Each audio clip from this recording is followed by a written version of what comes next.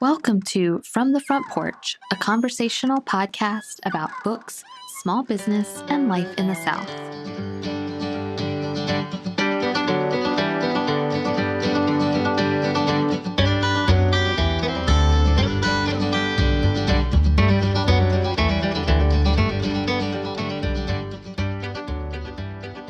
Let the globe, if nothing else, say this is true, that even as we grieved, we grew.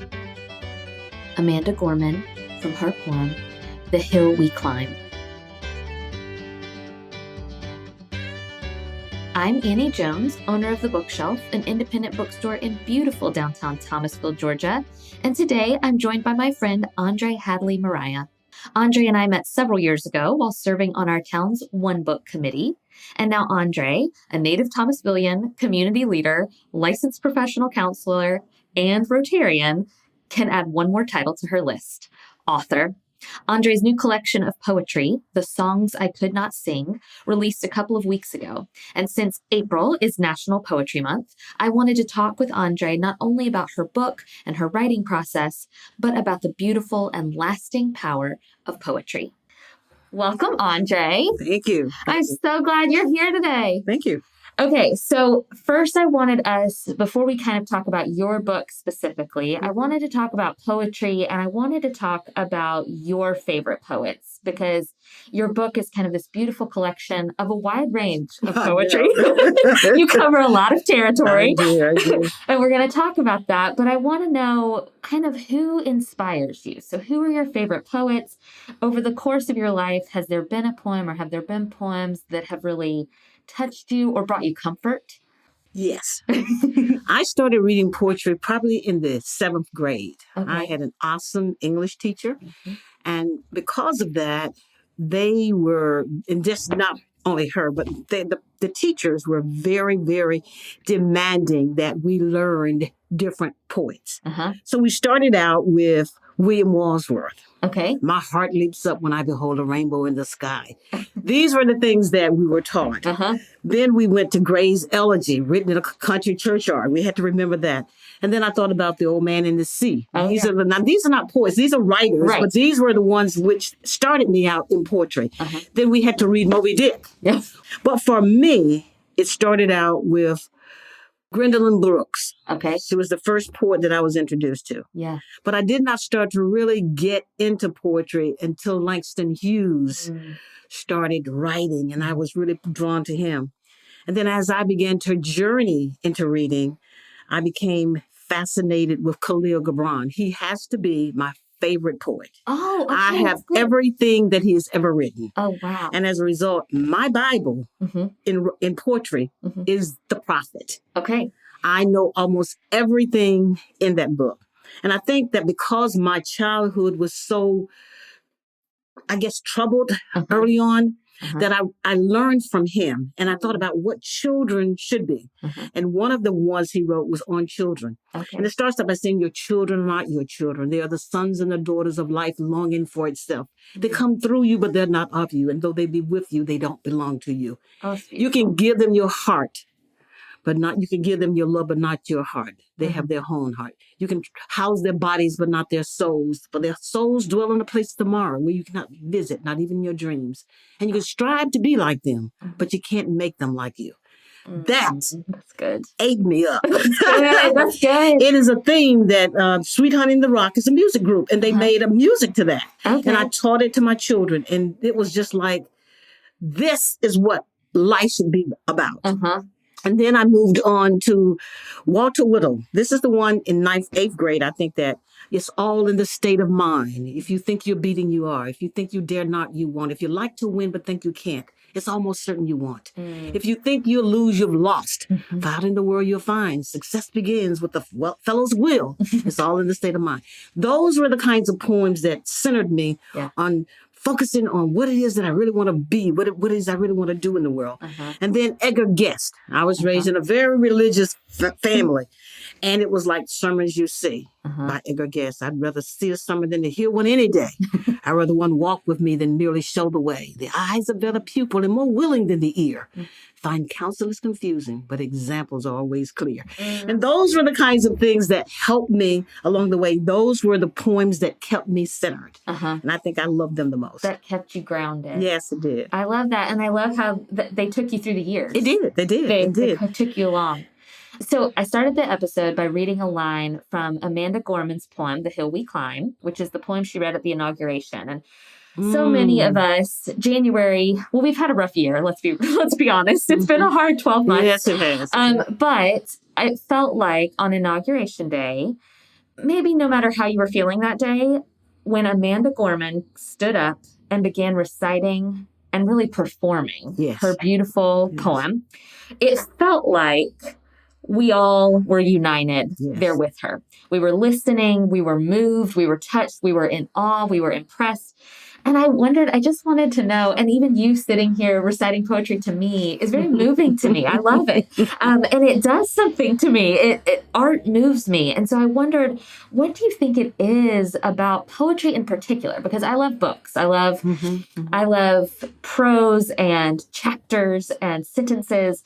But what is it about poetry that has the power to move us? And it felt like when Amanda Gorman was leading us and saying those words over us, it felt like they had the power to save us. I think poetry speaks to our spirit and our soul. It's the voice that has been unspoken. It addresses the pain that we've never spoke about. It frees us to feel and to be who we are in the moment. That's what poetry does. It answers all of the questions in our souls that we dare not speak because we don't want to be not accepted. And it speaks truth. And I think it speaks life. And I think that Amanda that day spoke truth and she spoke life. And she said, if only we can see the good in ourselves, if we only be the light, then we can make a difference in the world. And because our society right now is so clouded with anger, bitterness, and resentment, she took a moment to grab us.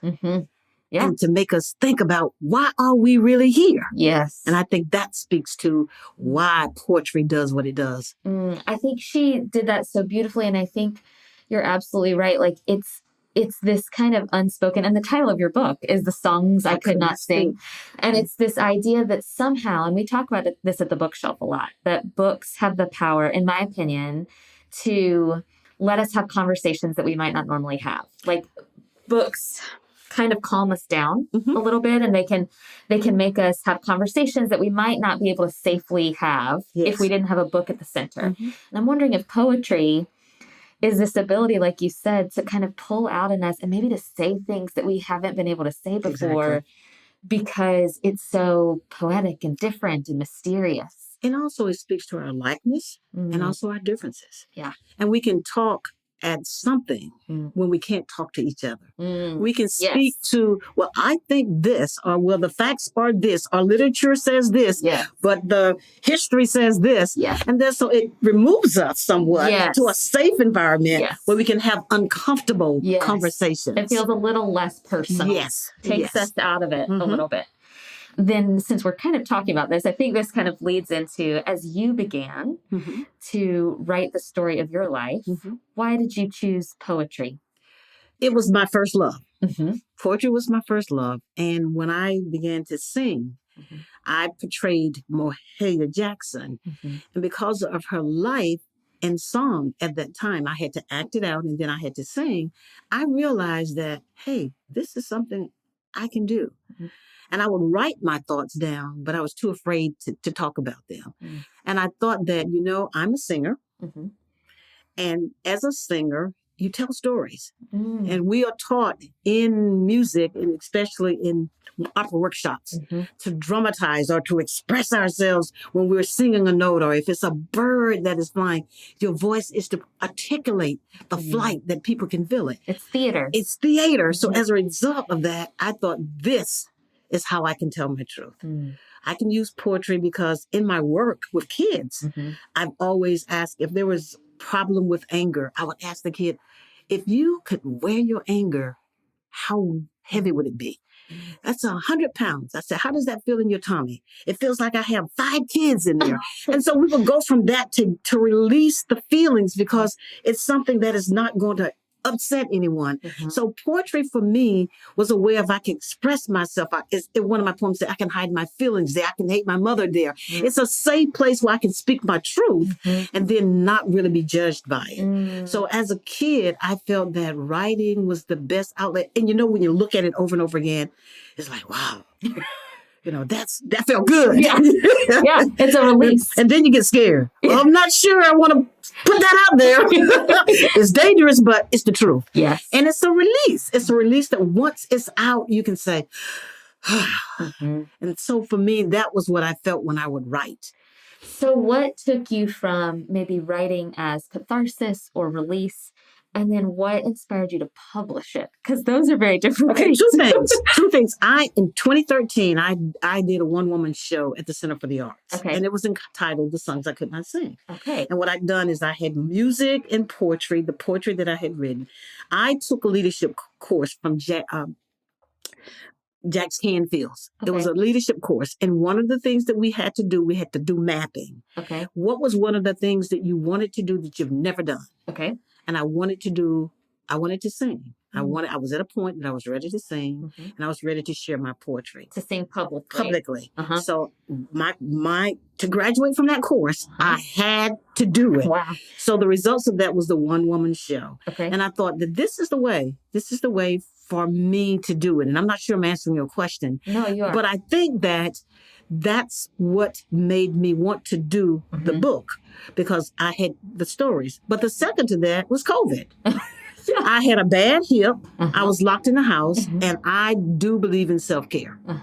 And I had to do something. Walter is like my husband. He's like, you can't go this, you can't do this. So as we got the sign on the door, everybody has COVID, don't come in. And so as a result of that, my personal coach, Rick Sherrill, he said, André, you come and work out. We talk all the time. Write the book. Just finish the book.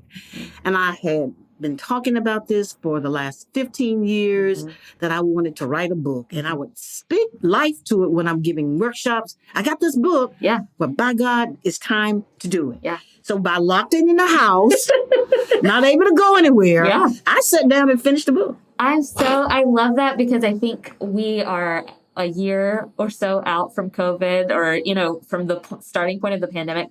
And a lot of us are feeling like, what good has come from this? Yes. Like, it is so long. Yes. I'm so tired. And it's nice. I am so tired. I'm so tired.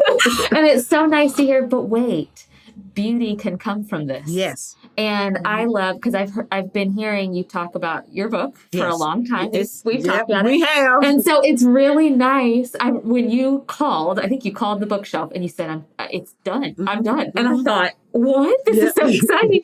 And so I'm glad to know that COVID kind of poked. It did. And kind of prodded. It did. When maybe you needed it.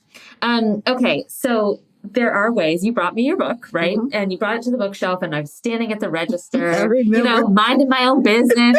and you bring me this book, and I flip through it because it's beautiful. It is a really beautiful, it's a work of art in itself. It's filled with your pictures that you took, and your poetry and your story and your words. And all of a sudden I'm reading and I'm getting tearful. Yes. It's very moving.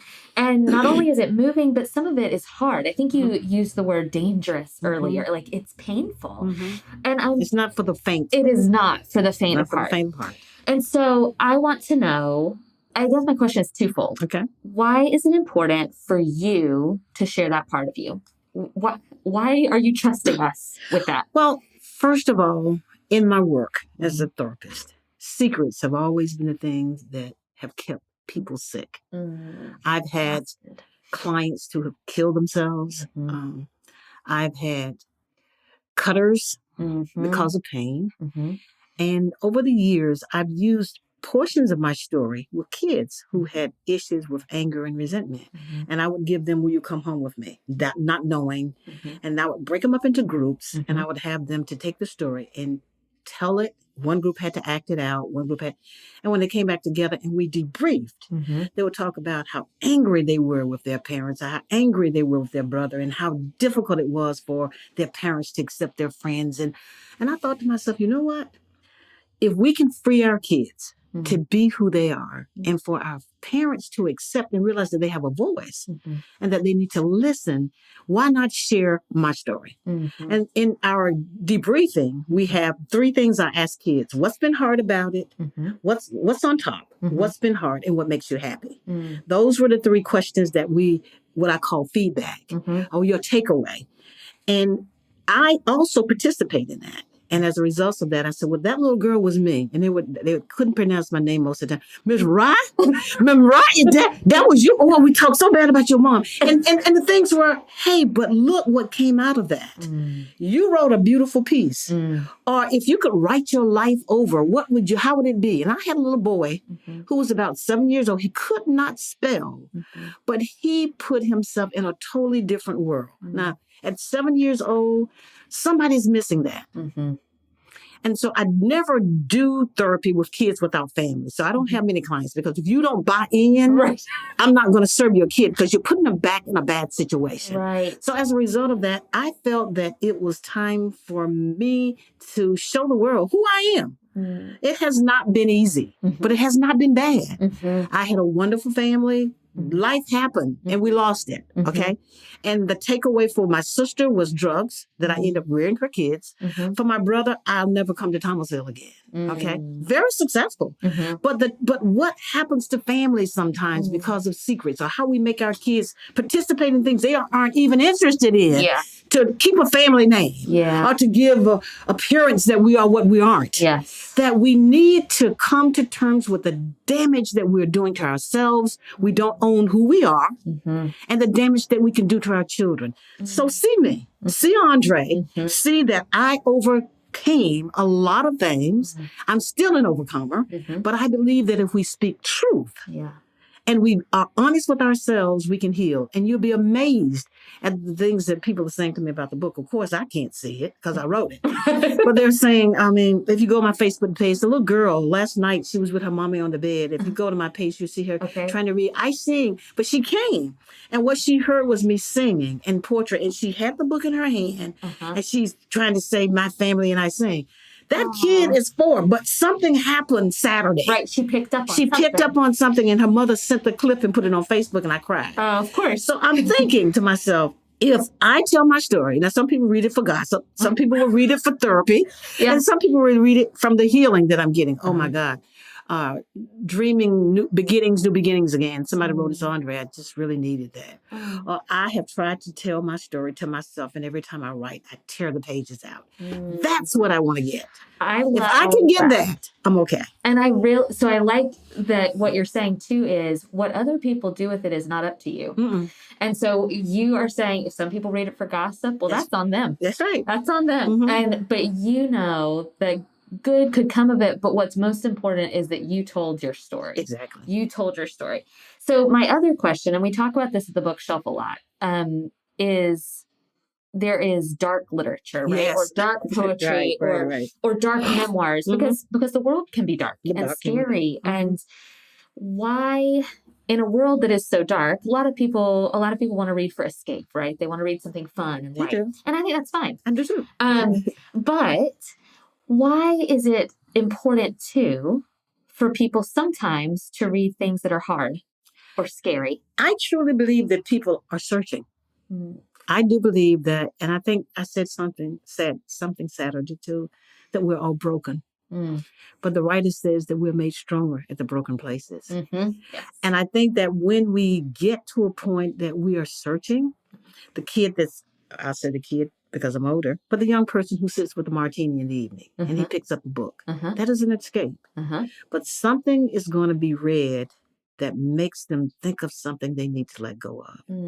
See, resentment and the search for peace, I think we're all looking for to release from that.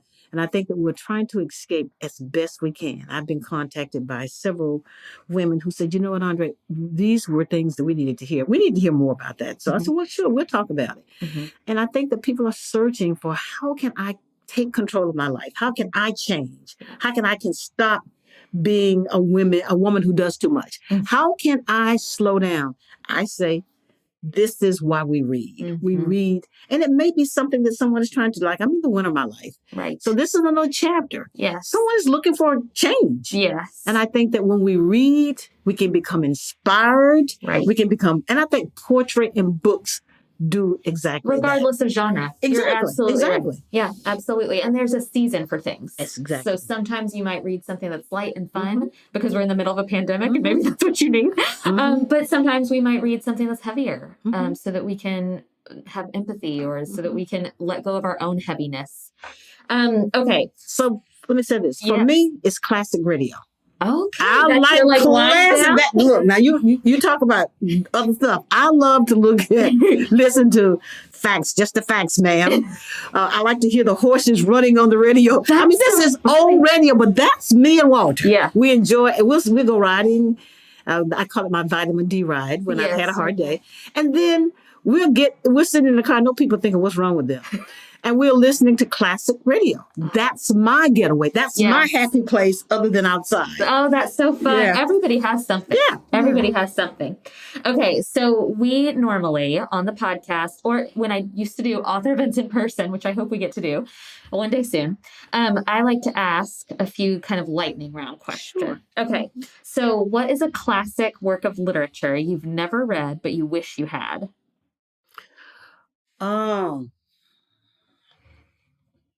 I've seen the movie, but I've never read Little Women. I've seen the movie over and over and over again, but I've never read Little Women. Oh. And I think that it is, it's something that I really need to read. Oh, it's beautiful. Yes, I love Marmee and Joe. Anybody who listens to this podcast knows how I feel about Little Women. So I won't judge you. but I trust me, Walter has it all over. He has the book and everything. Okay. You told me before I hit record that this is the first podcast you've ever done. It is. You're doing great. Well, okay.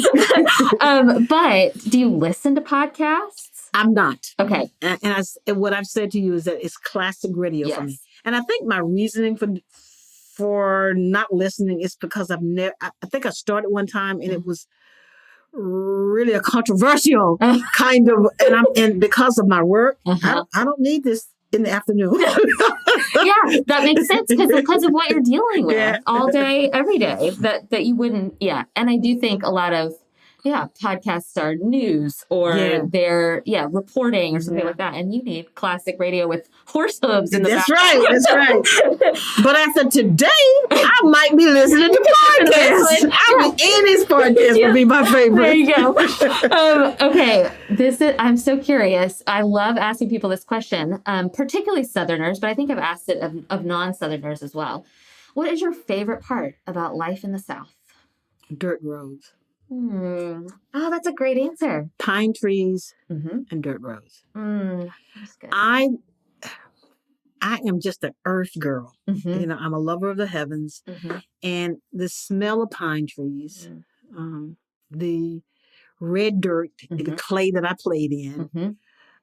And I think seafood. Oh, yeah. Being able to get it fresh from the coast. Yep.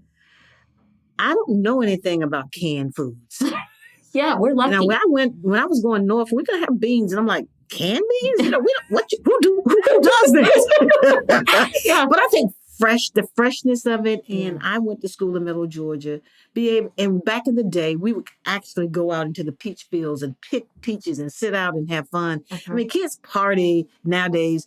We had a party in peach fields. Yeah, and there was a place in Fort Valley that has this big, huge hole in the ground, and it had the earth of red, purple. We called it the canyon. Being able to look at God's nature, and I can't get that anywhere other than in the South for me. It's beautiful. It's beautiful. Other than Washington State. When I went there, I didn't want to come back. That was what could have turned you away. That could have turned me away. Washington State and the mountains and I just fell in love. And like, Walter, I don't know. Yeah. There is something I will say. So I've loved hearing the answers to this question. Some people have said food. Some people have said, one of my favorite answers was the 2-finger wave. Yeah.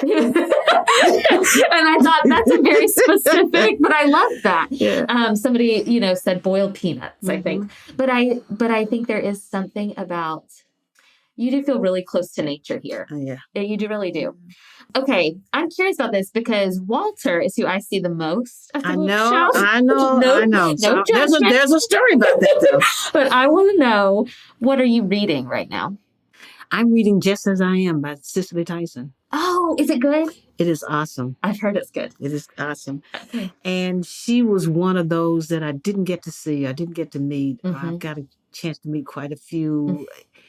Going to the Black Arts Festival in Atlanta and things like that. Huh? But she was one that I'm reading, and I'm reading again, Pearl Cleage, We Speak Your Names. This was part of the Oprah Winfrey Ball of Legends. Oh, yeah. And she had Pearl Cleage to write that. And it's all the tribute from all the African-American women and what they had provided for me and you and younger women about their strength. And we speak the names about them paving the way as African-American women's and what they've done to make it easier for us to go into all these different parts of the industry. And so those are the two things. I'm reading Pearl again. Okay, that sounds good. I like the sound of that one. And I've been very curious about the Cicely Tyson one. And I meant to tell you, too, one of the things that Alice Walker, I am a very big fan of hers. And there's one poem, and you must read it because I think it freed me from resentment. And it's called Good Night, Willie Lee. I'll see you in the morning. Okay. It is her mother's last look at her husband and what it did for her, Alice. It is powerful. Okay. We'll put that in the show notes too so people can listen or can find it too so that they can read it. André, this has been delightful. Well, thank you. I wanted, if it was okay with you, to close out with you reading one of your poems. Do you feel comfortable doing that today? Sure. All right. It'll be the last one in the book. Okay. It said, Be Still. Okay. It says, Winter, water, and waves rock me to the core of my soul.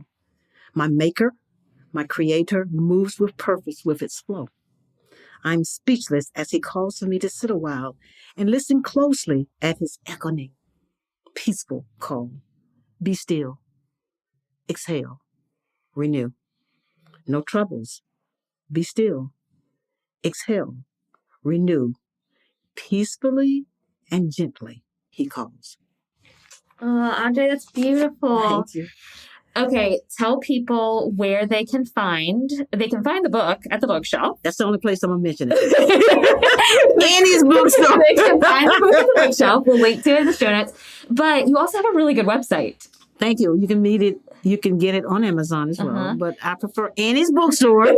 Let's keep the money locally. That's right. And it's wordspoken.com. That's www.wordspoken.com. That's my website. There's a beautiful video on there of you reciting part of the poem. It's beautiful. Thank you. So please look up André's book. You can get it from the bookshelf. You can find her online. André, this has been so fun. Thank you for coming to From the Front Porch. Thank you for having me. From the Front Porch is a weekly podcast production of The Bookshelf, an independent bookstore in South Georgia. You can follow The Bookshelf's daily happenings on Instagram at BookshelfTville, and all the books from today's episode can be purchased online through our store website, www.bookshelfthomasville.com. A full transcript of today's episode can be found at FromTheFrontPorchPodcast.com. Special thanks to Dylan and his team at Studio D Production for sound and editing, and for our theme music, which sets the perfect warm and friendly tone for our Thursday conversations. This week, I'm reading Malibu Rising by Taylor Jenkins Reid. If you liked what you heard on today's episode, tell us by leaving a review on iTunes. Or if you're so inclined, support us on Patreon, where you can hear our staff's weekly New Release Tuesday conversations, read full book reviews in our monthly Shelf Life newsletter, follow along as Hunter and I conquer a classic, and receive free media mail shipping on all your online book orders. Just go to patreon.com/From the Front Porch. We're so grateful for you, and we look forward to meeting back here next week.